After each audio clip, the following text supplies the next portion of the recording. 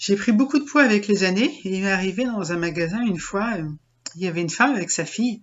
Elle a dit à sa fille, laisse passer la dame parce qu'elle est enceinte. Alors j'ai dit non, je suis désolée, mais je ne suis pas enceinte. Alors la dame était embêtée et la fille était encore plus gênée. Et la dernière fois aussi, une caissière dans une boulangerie, elle m'a dit «Ah, vous êtes enceinte, félicitations, c'est un garçon ou c'est une fille?» J'ai fait «Non, bah, je ne suis pas enceinte». Voilà, donc ça m'arrive régulièrement au cours de ma vie, un petit peu partout, donc c'est un petit peu compliqué quand même à gérer sur le coup et même après, je dois dire que c'est pas évident à vivre en fait.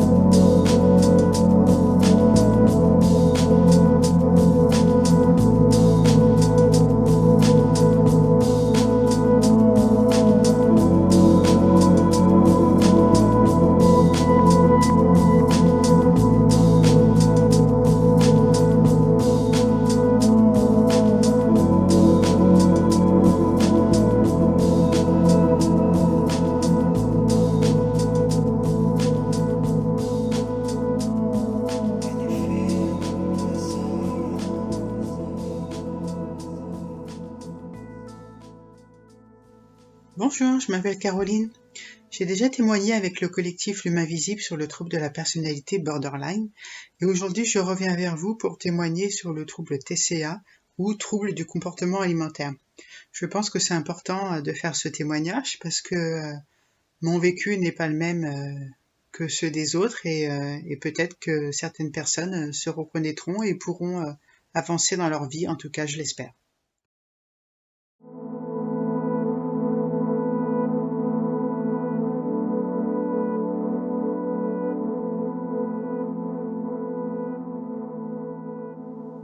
J'étais en souffrance psychologique. C'est pour moi un trouble de l'affection, un trouble de l'émotion, un besoin d'amour, une compensation émotionnelle.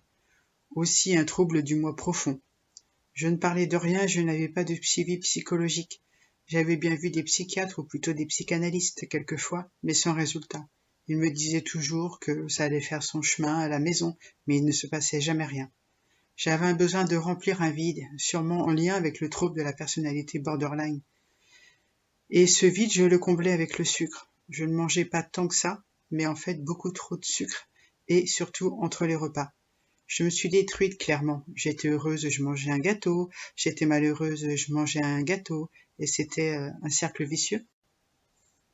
Mon mari voyait bien que je souffrais. Et pour ne pas me faire plus de mal ou me contrarier, il m'a laissé manger. Il m'a nourri. Et quand il essayait de me faire comprendre, de me faire prendre conscience du problème, je me mettais en colère. Donc il m'a laissé faire. Je suis passée de 60 kilos pour 1m70 à 115 kilos, toujours pour 1m70, en 10 ans, soit 55 kilos de prix, ou de la taille 36 à la taille 54, c'est plus parlant.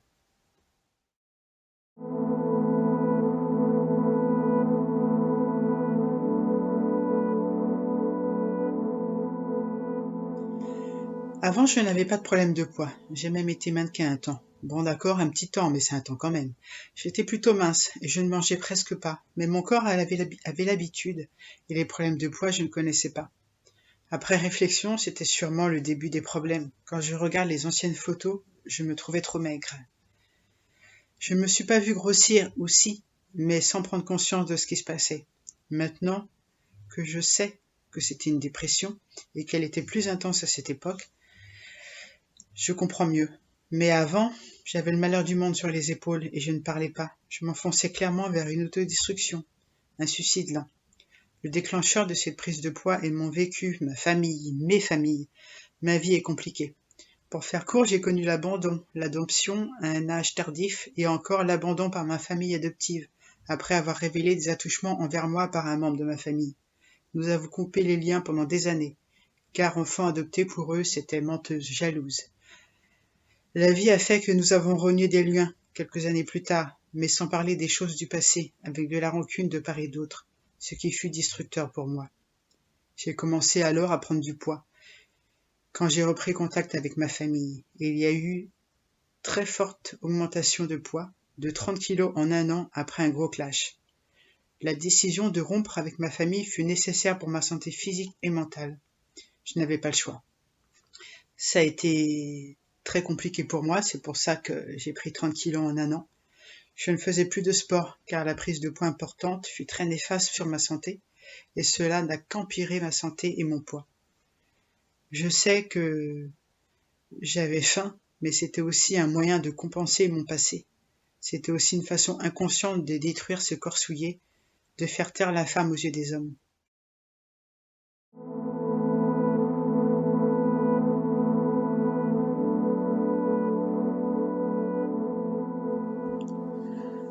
Accepter ou vivre avec, se regarder dans le miroir et voir une autre personne que soi. Accepter la vision d'un corps qui n'est pas le nôtre. Waouh! À chaque fois, je me disais, mais qui est cette nouvelle personne que je vois en face de moi? Est-ce que l'ancienne va revenir et est-ce qu'elle reviendra? Quand est-ce qu'elle reviendra? Parce que accepter clairement que je me suis détruite, volontairement ou involontairement, en fait, c'est pas très important, c'est très difficile. Il y a eu aussi des problèmes de santé. Je les avais déjà avant, quand j'étais plus maigre. J'avais des problèmes de dos, de genoux, de mal de tête, mais ils se sont amplifiés avec le temps. Il y a eu de la tension, du foie gras, des triglycérides et aussi beaucoup de problèmes de cœur, des soufflements. C'est très dur de marcher, les activités physiques de la vie quotidienne sont très dures. Je suis maintenant reconnue par la MDPH comme travailleur handicapé. Je ne rentrais plus dans les vêtements dans les boutiques, alors la solution c'était plus simple, c'était de ne plus faire les boutiques.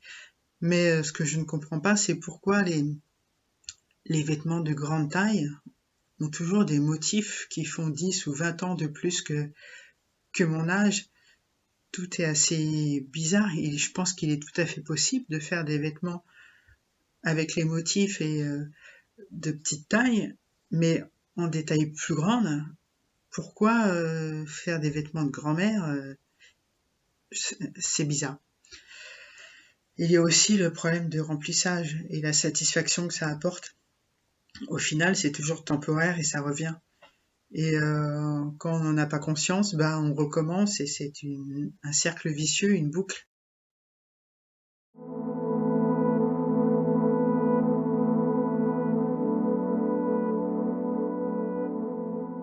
Alors moi, j'avais un suivi au centre antidouleur, car les médecins ne comprenaient pas mes douleurs. Et ça tournait en rond et c'était un petit peu du n'importe quoi. Un jour, je ne sais pas pourquoi, j'ai pété les plombs. J'étais malade, j'avais un rhume et comme à chaque fois que j'étais malade, j'avais l'impression d'étouffer la nuit, de mourir. J'ai passé 3 nuits à dormir assise et que 3 heures par nuit avec des angoisses terribles de la suffocation. J'ai fini un soir par dire à mon mari que si je n'avais pas d'aide, je ne passerais pas la nuit suivante. Je tournais en rond, j'avais l'impression de devenir folle. C'était assez terrible, c'était nouveau et vraiment effrayant. J'avais des crises de panique et des envies de suicide. Un médecin m'a aidé dans l'urgence du soir et le lendemain, j'ai téléphoné au centre antidouleur en disant que là, vraiment, j'avais besoin du psychologue, rendez-vous que j'attendais depuis 5 mois. Une semaine après, j'avais le rendez-vous et ce fut le début du parcours du combattant. J'ai enfin réussi à dire que j'avais besoin d'aide. J'ai su de suite que c'était la bonne personne pour moi, comme une évidence. J'ai ouvert les yeux sur moi et sur l'ampleur de mes problèmes. Enfin, il était temps. J'ai commencé à perdre du poids depuis que je suis en thérapie, beaucoup plus qu'avant. Comme le dit mon psychologue, le chemin est clairement le bon. Il est difficile, mais c'est le bon. Il a su me rassurer et m'amener à trouver les réponses et les solutions qui étaient en moi. Le vrai déclencheur de ma perte de poids, c'est mon psychologue. Sa patience et son calme à toute épreuve ont réussi à me faire parler sans crainte. Nous n'avons presque jamais parlé de poids en fait, de ce que je mangeais ou de ce que je ne mangeais pas. Ce n'était pas la peine. L'apaisement psychologique a suffi pour que je me décide à aller en cure. Quand il me disait simplement « Vous avez maigri », moi j'entendais « Vous avez maigri, c'est bien, je suis fier de vous, continuez comme ça ». Il ne me disait pas tout ça, mais ça s'amplifiait dans ma tête. C'est sûrement lié au trouble de la personnalité borderline. Alors je me suis permis à espérer un avenir plus serein avec mon passé. La psychothérapie, c'est pas facile tous les jours, et parfois les mauvaises nuits, les cauchemars donnent envie de réconfort, et la tentation est grande de replonger dans des travers. Mais avec un bon soutien de mon mari et de mon psychologue, c'est gérable facilement. Je ne pouvais plus avancer psychologiquement sans prendre soin de mon corps, ce n'était pas cohérent. Mon psychologue s'est investi beaucoup envers moi, et il continue d'ailleurs, même entre les séances, il est là pour moi. Alors au début, c'était beaucoup pour lui que je faisais des efforts pour ne pas lui déplaire, pour ne pas le décevoir, de s'investir autant pour rien. Sûrement en rapport aussi avec le trouble borderline, la peur de l'abandon et de déplaire. Il a comblé en moi un vide émotionnel. Il a pris une place qui était à prendre, en m'apportant de l'attention et une très grande écoute, sans jamais me dire quoi faire, mais plus en me guidant vers le bon chemin, le chemin qui m'est propre. Et au fil du temps, j'ai pris soin de moi, de plus en plus. Pour moi, pas pour plaire à quelqu'un d'autre, ni à lui, ni à mon mari, mais pour moi. Comprendre que ce n'est pas un problème de volonté, mais plus un problème d'émotion, c'est le début du changement. Mon mari est aussi très présent et c'est une aide précieuse au quotidien.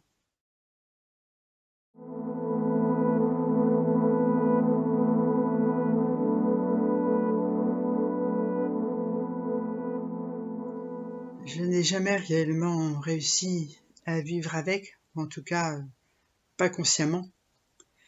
Je mangeais encore et encore pour disparaître. Je ne comptais pas du tout continuer ma vie en fait. Je dirais que je n'ai pas encore tout réglé, mais j'ai conscience de pourquoi je mange et je sais dire non à la nourriture récompense ou réconfort. Il y a toujours des moments où j'ai envie de certaines choses, mais le fait de croire plus en moi m'amène à prendre plus soin de moi et je sais que ce n'est pas de la faim, mais de l'envie. J'ai aussi arrêté la viande et cela m'a permis de perdre 2 kilos. Je ne me frustre de rien car je sais que c'est contre-productif. Et surtout, je ne culpabilise pas de manger. Si j'ai envie de me faire plaisir, je le fais et c'est vraiment pas grave, c'est important pour le moral. Je n'ai pas de stress avec la balance, je ne pèse pas tous les jours, je n'ai pas d'objectif. En fait, je marche, je mange, je bois, je ris, je pleure et je me pose pas trop de questions en fait. Les kilos partiront ou ils ne partiront pas et je verrai bien. Alors le changement, il est possible, mais il n'est pas facile. Il est vrai que le corps a du mal à maigrir et surtout en tant que femme, avec l'âge, c'est compliqué quand les hormones s'y mettent. Je suis actuellement à 90 kilos et je marche 1 heure tous les jours avec mon mari, mais physiquement c'est très dur.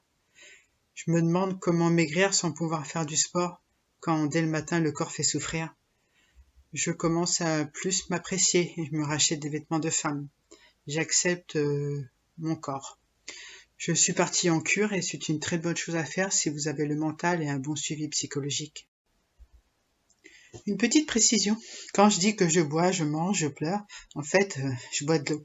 L'alcool, ça ne me réussit pas, donc je préfère ne pas boire.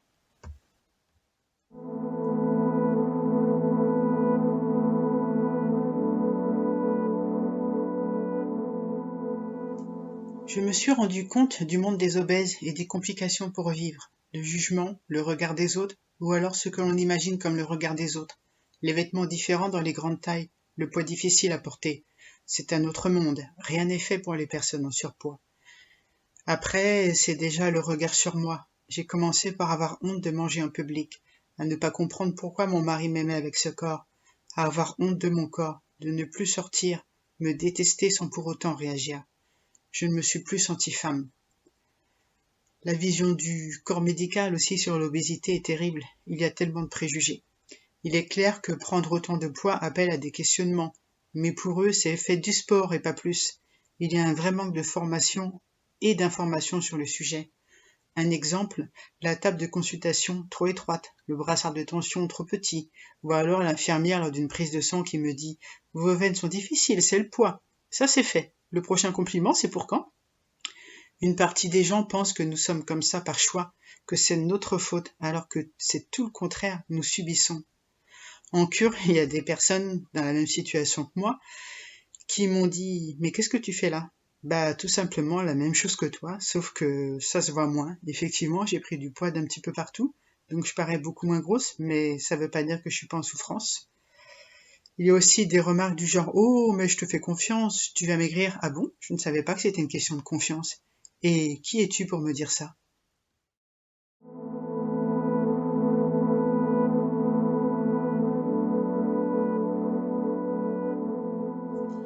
Oui, c'est important de parler du trouble du comportement alimentaire. Je pense aussi qu'il serait intéressant pour tout le monde de faire des conférences, des débats, des échanges entre les professionnels de la santé et les patients et aussi le public. Les médecins ont beaucoup à apprendre des patients. Il faudrait pas juste les entendre, il faudrait aussi les écouter et les comprendre. Il faut continuer à parler du trouble, mais correctement. Il y a des journalistes qui font des émissions sur les troubles alimentaires et des fois c'est un petit peu excessif quand même. Je sais pas, ils arrivent toujours à trouver les personnes les pires, aussi bien dans la minceur que dans la grosseur. Et des fois je m'interpelle quand même. Et ils sont quand même loin de parler des vraies causes des problèmes. Ça reste vraiment en surface. Ça nous montre des gens qui mangent énormément dans des conditions des fois un petit peu déplorables. Et c'est vraiment dommage et c'est préjudiciable aux autres personnes. Il y a peut-être des reportages beaucoup plus intelligents et beaucoup plus intéressants à faire que ce genre de choses.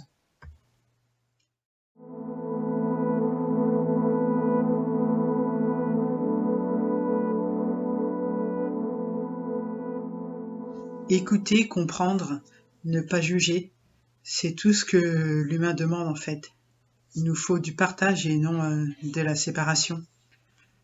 Je sais que beaucoup de personnes ont du mal à accepter la différence, mais la différence est vraiment une force. C'est l'union qui fait la force, comme on dit, et c'est sûrement pas la séparation qui fait la force. Et ça, c'est très important à comprendre.